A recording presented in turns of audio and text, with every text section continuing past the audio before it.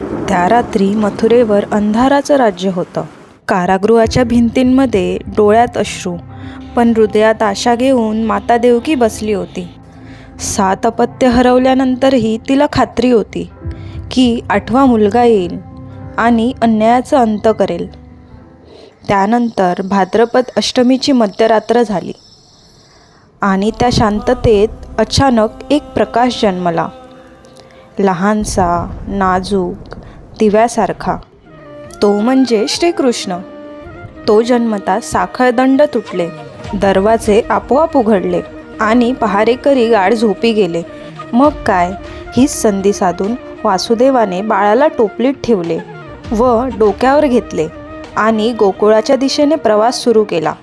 पण गोकुळाच्या मार्गात उभी होती उग्रप्रवाहाची यमुना. पाऊस कोसळत होता, वीज चमकत होती, पण वासुदेवाच्या पायाखाली पाणी शांत होत गेलं.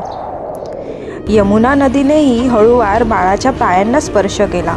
जणू चरणस्पर्शाने तिचं मन भरून आलं आणि मग ती मागे सरली.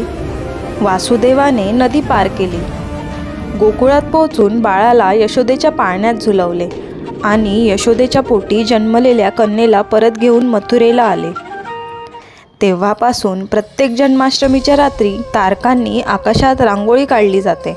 चंद्र गोकुळाकडे बघून जणू हसतो आणि बासरीचे मधुर स्वर हवेत दरवळतात, कारण तो अजूनही येतो.